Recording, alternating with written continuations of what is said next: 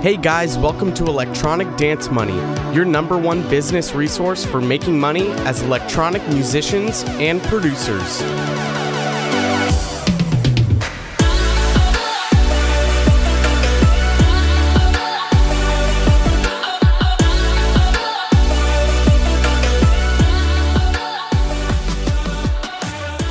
What's up, everyone? Welcome back to a brand new episode of Electronic Dance Money. As always, I'm your host, Christian Casito.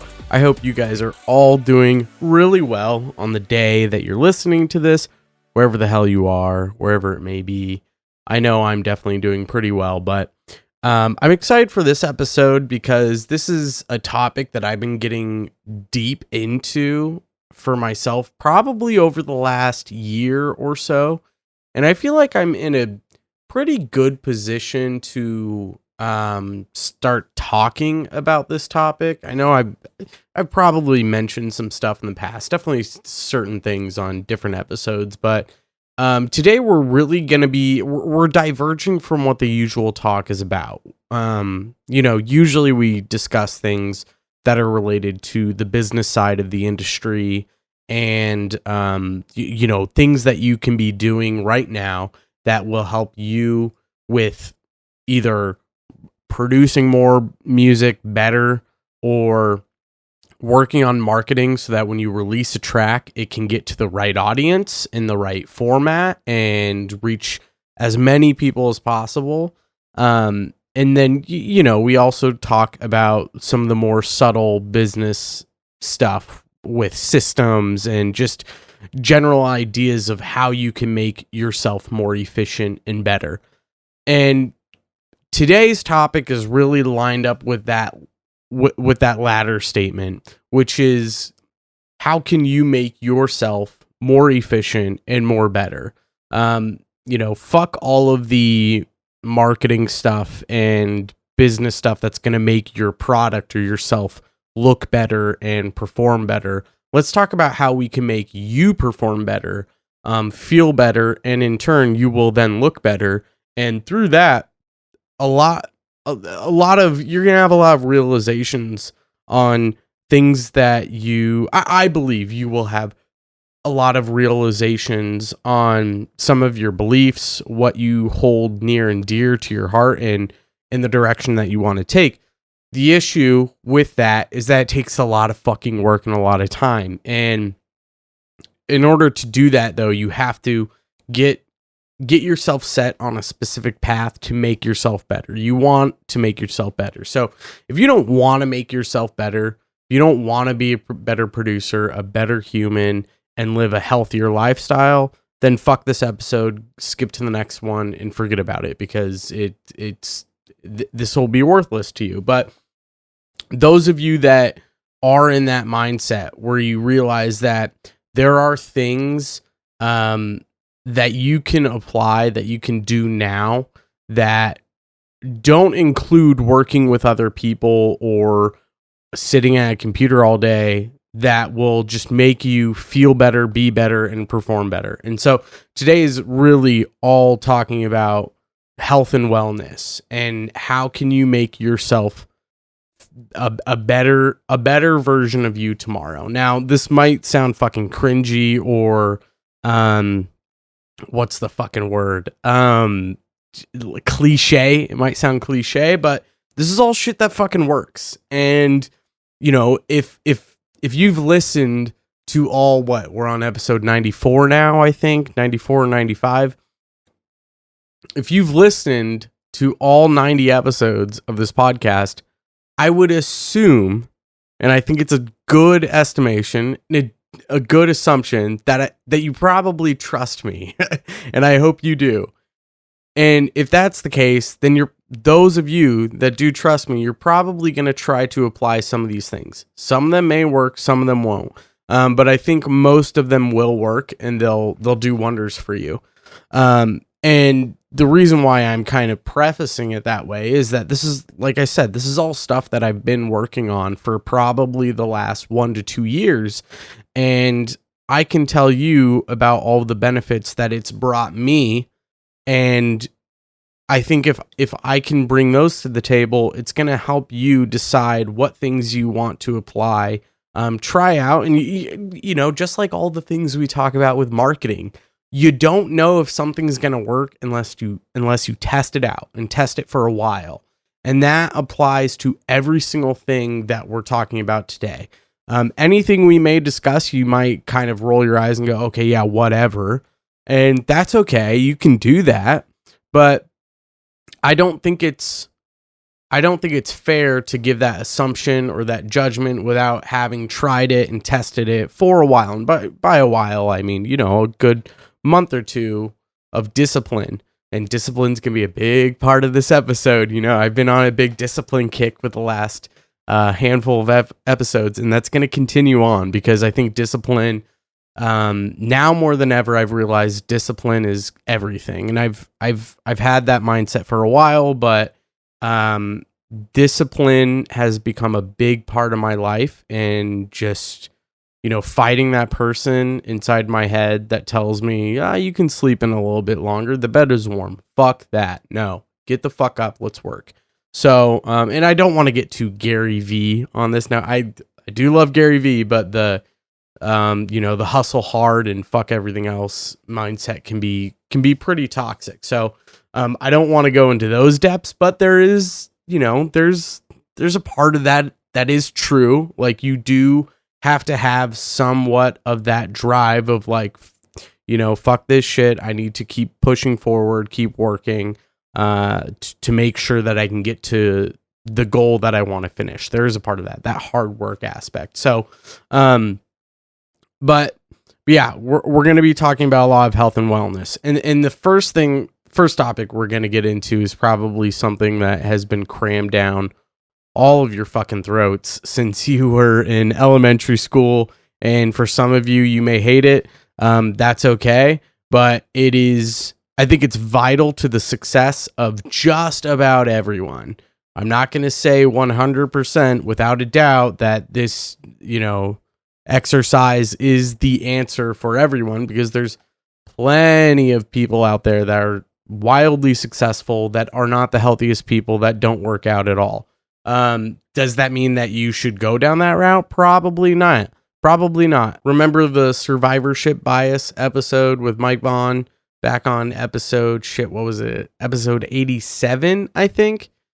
Just because something works for someone doesn't mean it's going to work for you, and vice versa. So, and you can take this into account with exercise. Like, just because exercise works really well for someone else doesn't necessarily mean it's going to work for you, but I guarantee it will. Exercise almost always benefits you in some way. And many of you, I'm sure, struggle with a lot of anxiety and depression. And I mean, there's two things that you can do right now to really start curbing that stuff without resorting to some sort of pharmaceutical drug or anything like that. I mean, actually, I'd argue there's three things. A healthy body is a healthy mind. It's a proven scientific fact. You can look at endless study after study that when you exercise, it decreases anxiety and depression. It increases your metabolism, increases endorphins and dopamine and all of that good stuff that makes you feel good. All of that is flushed out when you're exercising and when you're at your peak health in terms of fitness. And through that stuff is where you're going to get your mental clarity. It's going to allow you to perform better in the studio. You're going to think of ideas in a more streamlined, it makes sense sort of way where you can focus, write better, and go through sessions longer. Many of you probably want to write longer. Many of you probably struggle with sitting for 2 hours and writing a full track without looking at social media or your phone or walking away and going and get something to eat, something like that. I would argue most of you struggle with that sort of thing.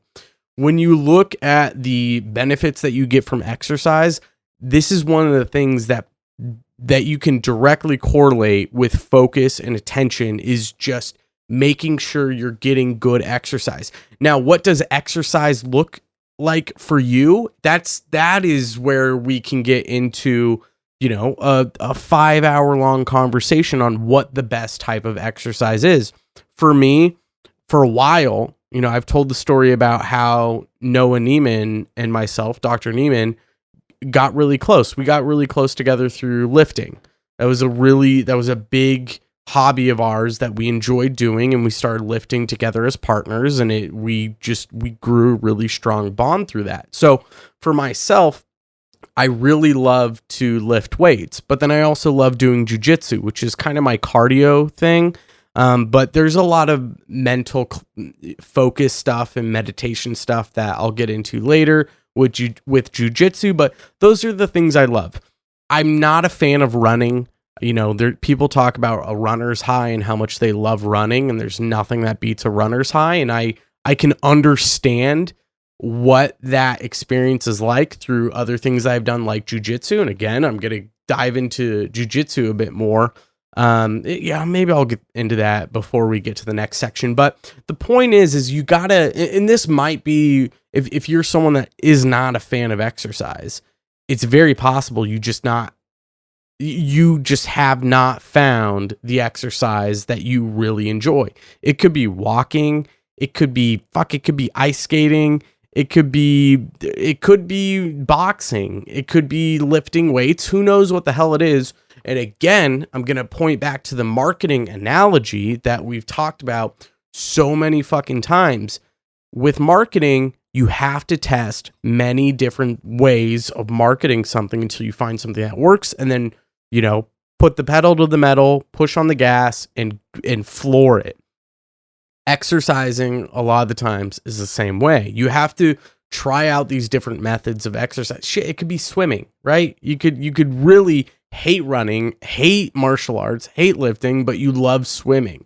And if that's the case, start trying to fucking swim a mile a day. Now, obviously, you want to ease into it, do a quarter mile the first day, a week later, do half a mile, a week later, do 3/4, and then eventually you'll be able to start doing a mile a day. Doesn't matter. The point is that this, whatever type of exercise it is going to get you to feeling better every single day and be able to focus and put your real mental energy towards the things you love and the goals that you're trying to achieve.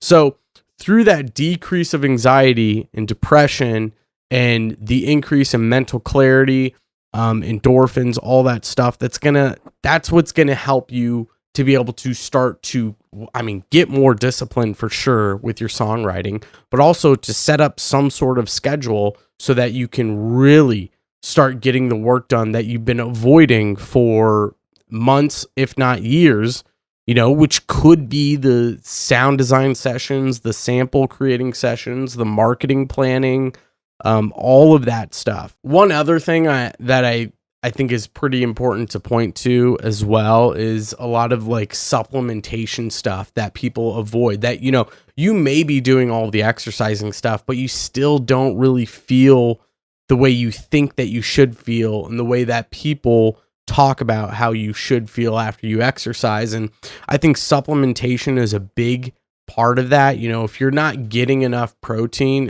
this might be more specific to like weightlifting. When you're weightlifting, you're exerting so much tremendous energy and, you're ripping your muscles apart so that they can regrow. The thing that all those muscles are feeding on are stuff like amino acids and proteins that they need to regrow stronger and build up. And so if you're not getting enough of those micro or macro nutrients, like amino acids or protein, then that can really drain you, and you're not giving your body the supply of food that it needs to then recover from all of the strenuous activity that you've been doing. Supplementation for a lot of things is gonna just overnight. Well, I wouldn't say overnight. Within a few weeks, you're gonna notice a significant difference. One of the most important things to supplement starting now, put this fucking podcast on pause, go drive to your nearest CVS for those of you that are in the US, play the podcast, and go pick up some fucking vitamin D3. You really want to get around 5,000 IU per day. If you're orally ingesting, that's where you're getting the most benefit from the studies that I've seen and from the people that I've heard discuss this sort of thing. So around 5,000 IU vitamin D3. Vitamin D3 is the thing that you're getting from the sun. Thousands of years ago, tens of thousands of years ago, when humans were, hunters and gatherers, most of our day was spent in the sun. So our body was able to develop gathering this resource from the sun, which was vitamin D3, that plays a major role in so many parts of your brain and your body. Two of the biggest health benefits that you're going to get out of that is immune support and also helping with depression and anxiety significantly. And most of us today, a major percentage of us today are extremely vitamin D3 deficient. And of course that makes sense, right? If we're all working office jobs or just jobs in general inside, then we're not exposed to the sun. Maybe some of us get outside for probably 30 minutes per day. That is nowhere near the amount of vitamin D3 that we should be exposed to, that our skin absorbs and is able to put that into our system and function the way it's supposed to. So just supplementing with something like a vitamin D3 is going to significantly help you in the long run with anxiety, depression, mood stabilizing, as well as immune support. Now, I want to preface as well, maybe I should have prefaced this at the fucking very beginning, but I am obviously not a fucking doctor.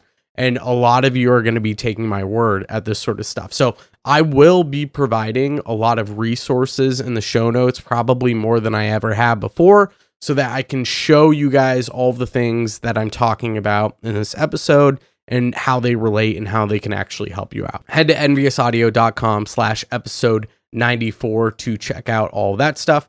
But let's keep carrying on. So supplementation is a big part of the things that I do every day to help with, magnesium. That's another one that a lot of people are deficient in that helps out a lot with mood. So I'm taking vitamin D3 and magnesium to help with most of my immune support and also helping with mood. But then obviously also a multivitamin. Like most of us are not getting those micronutrients that we need every single day, all those little vitamins to really help out with just the way our body is supposed to and meant to function. And that's not because you're doing anything necessarily wrong. That's just like the world we live in. Like we've built this comfortable lifestyle, and through that comfortable lifestyle, we're paying that tax, and our body's not getting what it needs to get. Going back to the exercise thing too, even if you can't, let's say you can't get a gym membership to go lift weights. There's not a track for you to run that's nearby. You can't afford a boxing membership or a jiujitsu membership, right? If you're at a very limited supply of physical activity that you can actually do, at least get the fuck out and walk for, a mile a day. Get your steps in. That alone is going to help you out a bunch. And, for those of you who have the same thought process as myself, where it's a struggle to get up and do anything other than work on the goal that you're trying to achieve. So, many of you are music producers. You want to be big producers that might be touring the world and releasing music, and you have fans. And so it's really difficult to do anything outside of whatever is related to that topic. One of the best things that you can do is find podcasts like this or audiobooks, right? Many of the books that I've mentioned, you could head to enviousaaudio.com/book list to check out the book list for this show, where I provide all of the links to all of the books I've ever talked about on this show, or guests that have talked about books. You can head there, click on a book link, download an audiobook or download podcasts, and go walk for an hour and listen to an audiobook and listen to a podcast, so you can do both things at once. And there have been studies that have been done where the physical activity of just walking while you're studying some topic or studying something helps you retain that information better. So there is a thing about the physicality of exercise or light exercise like walking, an aerobic exercise that can really help with some more of those mental clarity things, as well as retaining some more information, which we're going to get into because there's so many parts of the recovery phase of exercise that is vital to this idea of becoming more effective and becoming more productive and retaining information and be able to apply that information, which is the next section of the podcast, is all about recovery. Recovery is probably the most important part of exercise. Arguably, it's what allows you to get up the next day, exercise better, perform better, and feel better. Without adequate recovery, you're gonna lack. Your exercises are gonna lack. You're not gonna see as much growth, and this applies the same way through your music production stuff. The idea of making sure that our body is healthy so that our mind is healthy is what's going to help us perform better in the studio. If you don't fucking believe me, challenge yourself, discipline with some of this stuff, do it for 3 months, and tell me if you're a better producer or not. I think most of you would probably be a much, much, much better producer by applying some of these techniques today and having some discipline and following through with them as much as you possibly can. So what's involved with recovery? Well, we've already talked about one thing that can kind of be involved with recovery. You know, it's not 100% recovery, which is, the supplementation stuff, making sure you're getting enough protein, getting all of your micronutrients in, all of your vitamins that you need to be taking. That is, you could argue that's a part of recovery, but it could also maybe be a part of exercise. But there's other things that are a part of recovery that are just as, if not more important. Sleeping. That's going to be the number one thing that we're going to be talking about with recovery today. Is most of you probably don't get enough sleep.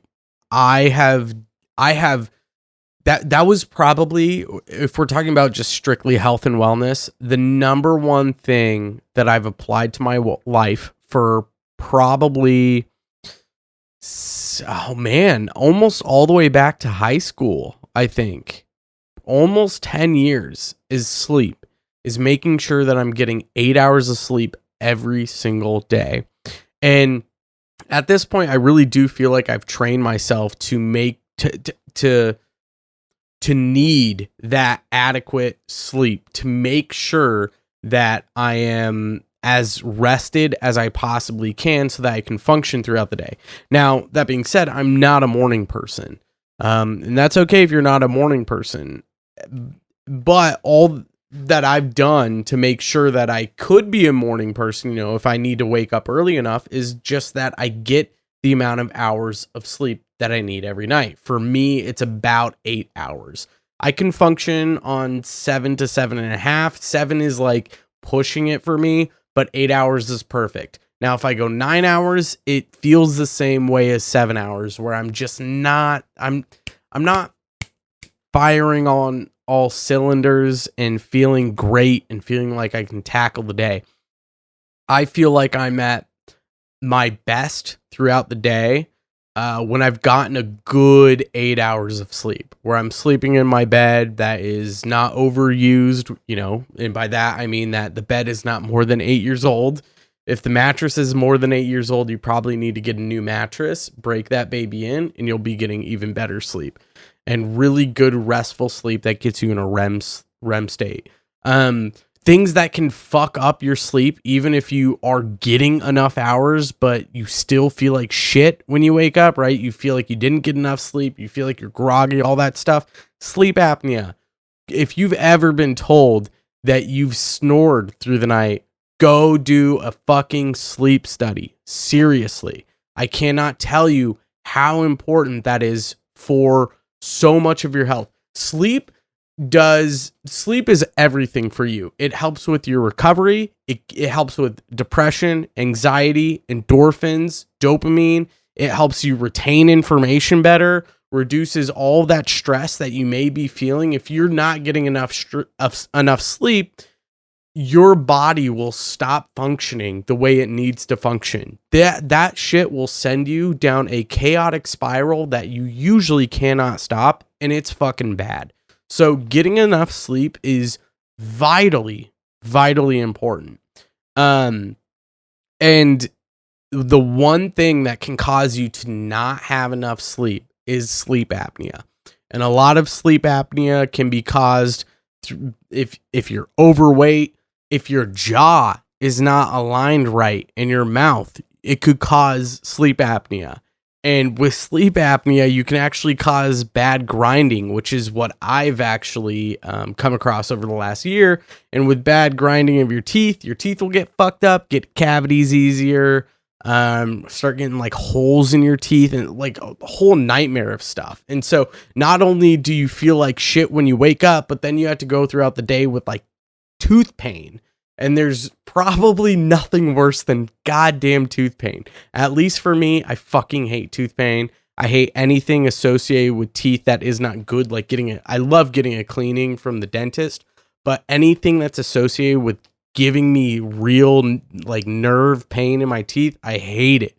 Drives me crazy. And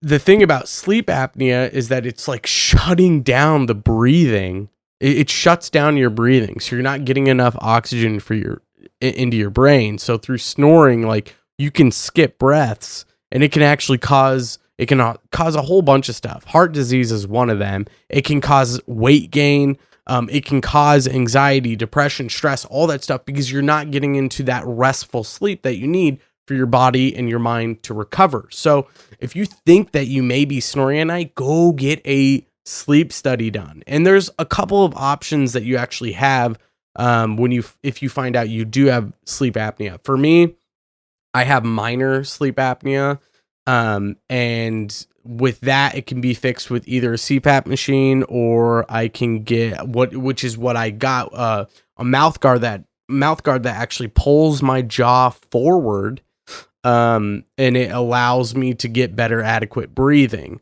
So I put in a mouth guard every night. It adjusts my jaw, and then I have to readjust my jaw in the morning with another dental device.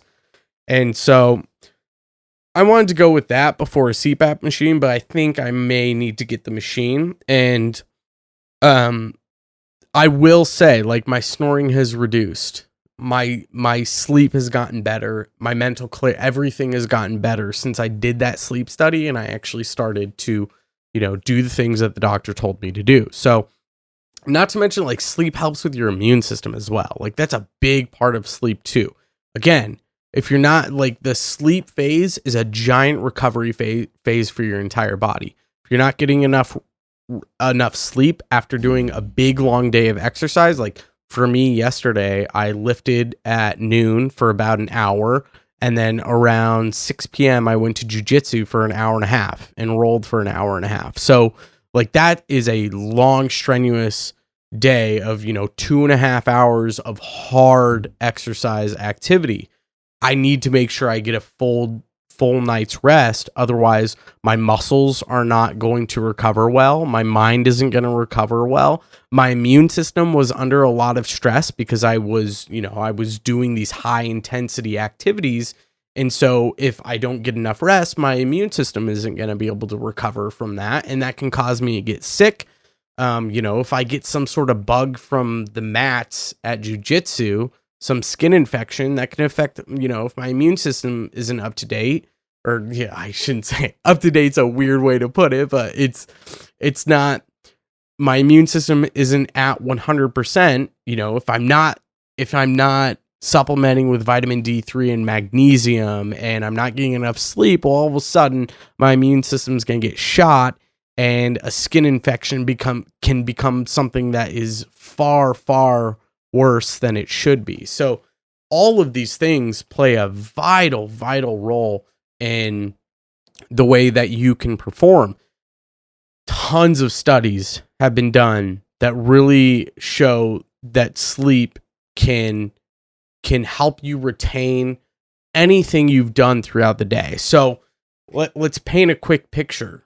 You're a producer. You're trying to figure out how to write the best track you possibly can. You watch 10 YouTube videos a day. You apply some things over others, and you work on a track, maybe some sound design stuff, and you just do your general work that you do for music production to try to make yourself better than you were yesterday.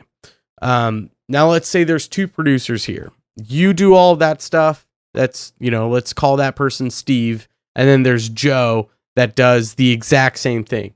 Steve goes to bed at 10 p.m., wakes up at between 6 or 7 p.m. and gets a full night of rest.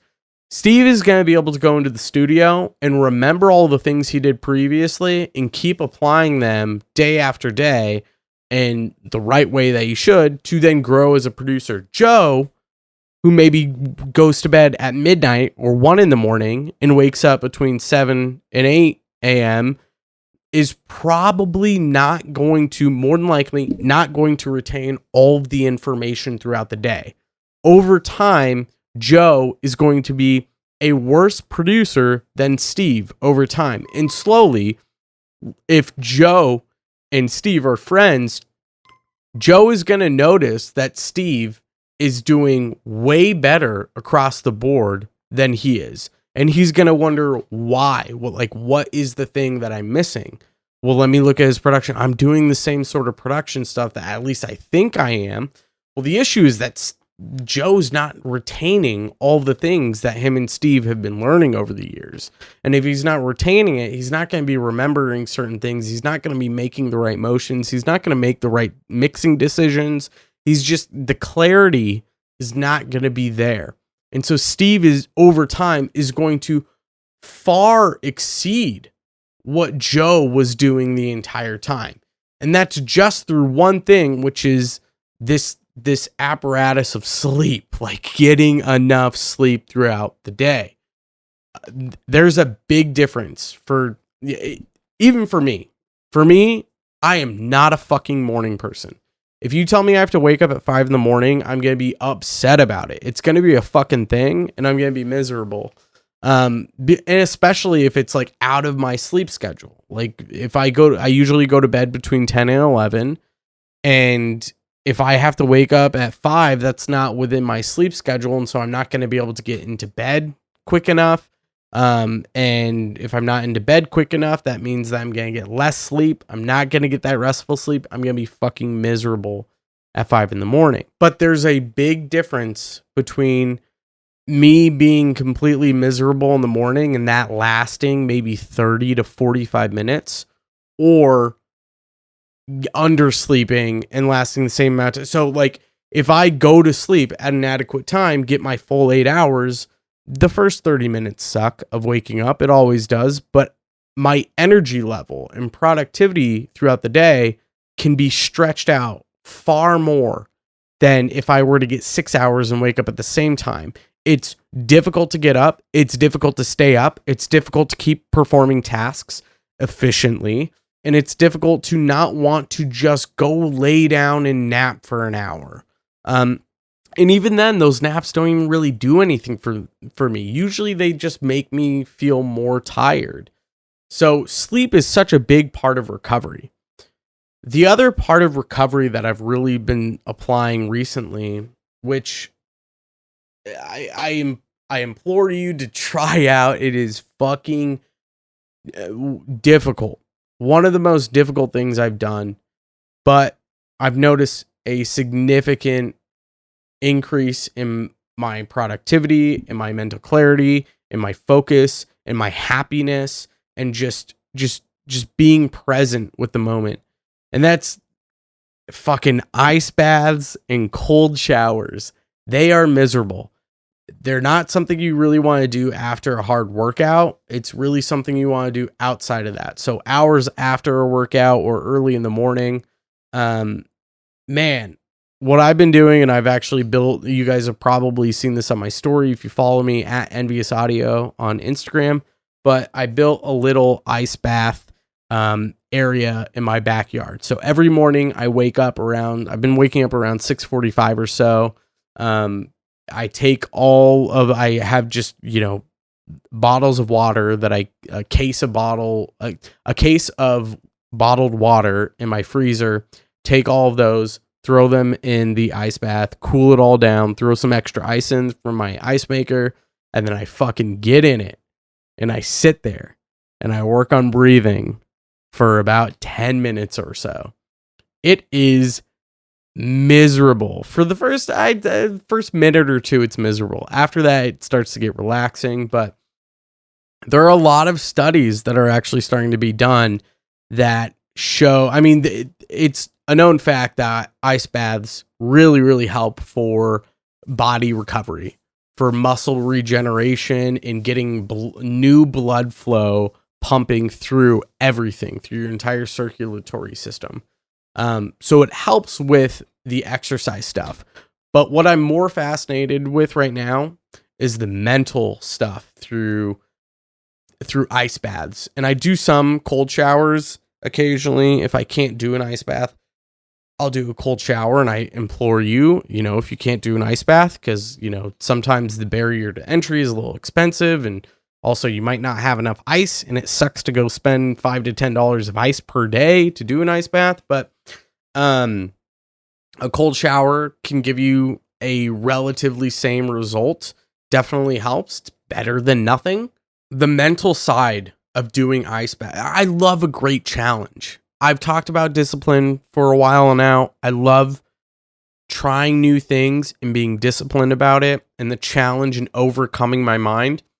And that's a big part of this ice bath stuff, is the challenge of getting the fuck in an ice bath that sucks. It's fucking cold. It's 40 degrees and you're miserable, but that focus on that mental clarity, the amount of endorphins and dopamine that are just dumped out during this high stress period is ridiculous, especially getting out. And talking about the circulatory system and anxiety, with anxiety, what happens when you're in this anxious state is your blood pressure starts to rise. Your heart starts pumping and beating, and you get stressed and you can feel your heart racing. When you do an ice bath or a cold shower, you're mimicking the same sort of thing, where you're increasing your blood flow, you're increasing the stress on your body, but your mind is there to really control a lot of that situation, especially through breathing methods. You can kind of calm that stuff down. But when you're doing this, you're getting that new blood flow in, that regenerative state, and you're dumping out a bunch of dopamine at the exact same time. So obviously you don't want to get yourself into an anxiety-ridden state constantly, because a high blood pressure is not good overall for your health. But a short-term cold shower or ice bath can really help out with a lot of that anxiety and depression stuff that we've talked about. Not to mention, man, do I feel awake and ready to tackle a day. Far better than when I have a cup of coffee. An ice bath wakes me up much more than a cup of coffee. An important point to make here is that breathing exercises are a really big part of those ice baths or cold showers, is focusing on the breathing to calm yourself down. So to put yourself in that high stress state and then calm yourself down is really what is the best method through cold showers and ice baths. The Wim Hof Method is the most famous. If you don't know who Wim Hof is, he's this dude from the Netherlands, and he does crazy, I don't know, I don't even want to call them stunts, but he can withstand polar ice caps. We're talking about the polar ice caps, dipping himself in the ice water and fucking sitting there for 10, 20, 30 minutes without any issue. No hypothermia, nothing, and that's all done through this breathing. And he's done a shit ton of studies on his Wim Hof method of breathing exercises and then applying it in ice baths. And through some of his studies, they had a test group, a control group, just normal person that they put in this wetsuit contraption thing that they could run cold water through or warm water, so they could fluctuate people's temperature. And on this graph, they show that people, when they ran, they could show skin temperatures essentially. And when they ran cold water through it, the people's the control group, their skin temperature dropped. When they put warm water through, their skin temperature increased. They had Wim Hof go through the same thing without his breathing exercises, and he followed about the same graph as them. They, when they pump cold water, his skin temperature would get cold. Warm water, his skin temperature would get warm. Then they had him apply his breathing exercises, and his skin temperature stayed nearly the exact same through the entire study. It's fucking crazy what he was doing just with these breathing exercises. So a lot of these ice baths are applied with the Wim Hof breathing method, and it really helps you get into this meditative state, focus on your breathing, exert all that stress out of you, and just get yourself into this kind of recovery method of just maintaining and being content with where you're at. And the benefits that come after that far exceed just about anything else you could possibly apply. So I don't want to keep cramming the Wim Hof method and ice bath stuff down your guys' throats. I'm going to have the show notes on the show notes. I'm going to have all the stuff that I'm talking about with videos and articles that you guys can start looking into and applying in your life, see if it works and if it helps. But I guarantee all of this stuff, it probably will help you be a better producer. Our goal here with this episode is to help give you more focus, more attention, be able to retain information more, and be able to seize the fucking day and make yourself a better producer tomorrow and do the same thing the next day. You can't really do that. Or let's say if you want to do that in the most efficient way possible to make yourself be a better person and feel better every day, this is the way to do it. You can get to that goal and you can feel good, but it's a lot of work and a lot of discipline, which is the last part of this episode. You can't go do an ice bath tomorrow and get done with it and be like, fuck, that sucked. I'm not going to do that again. I don't see any benefits I got out of that. Well, how long did you do it for? You did it for one fucking day? That's not enough. Do it for 10 days. See how you feel after that. If it still fucking sucks and you hate it and you're not getting anything out of it, then yeah, maybe it's not the thing for you. And it's the same for anything else with the exercise stuff. But the point is that you need to have discipline in these specific areas to make sure that you can reap the benefits. If you have discipline in this stuff, nothing else is going to be more difficult than that thing. Nothing else. When I do an ice bath at 6 in the fucking morning, nothing throughout my day is going to be more difficult than when I first put my feet in that ice bath. And I think to myself, well, now I have to sit down and get this water up to my neck. That's fucking 40 degrees. And sit there for 10 minutes. Nothing else is going to be more difficult than that thing. And if I can get through that, the mental clarity and the ability to make decisions and act on decisions in a clear and thoughtful manner is far easier than it was without that sort of thing. So discipline is everything. If you can apply discipline in these extremely difficult things, it's hard to get really good sleep, even though our bed is right there. It's hard not to scroll on Reels or TikTok when you're laying in bed.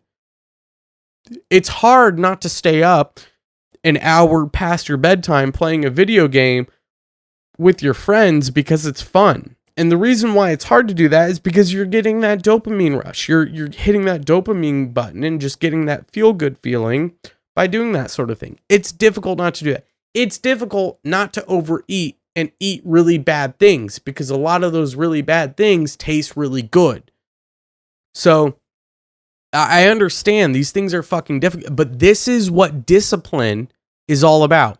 If you've gotten to this part of the episode, guess what? You're probably pretty fucking disciplined. You can apply these things and you can do it day in and day out. But in order to do that, you have to set up a plan, set up a schedule, get the fuck up, and go do that thing. If you don't do that, you're not going to be able to be disciplined in the thing that you want to be disciplined in, and that's music production. If you can't be disciplined in these things to take care of yourself, then you're not going to be disciplined enough to make sure that your music is as good as it possibly can be. That being said, there's many producers who don't do the things I've talked about that are really successful. And yes, that's great. They were able to be extremely disciplined in the thing that they love doing without having to put a ton of effort into anything else. And that is possible. But I'm only sharing this information and sharing this stuff with you because it's things that I have applied to myself, and it has made my life and my experience of being a human that much better without needing this thing of music production or being an extremely successful entrepreneur. And like it's allowed me to appreciate all of the other things in my life that I was not appreciating before. It's allowed me to understand people better, and it's allowed me to relax more, not get stressed out, and deal with the day-to-day grind far better than if I didn't have that stuff. That's it for today, guys. Thanks so much for hanging out, and I'll talk to you next time. Take care.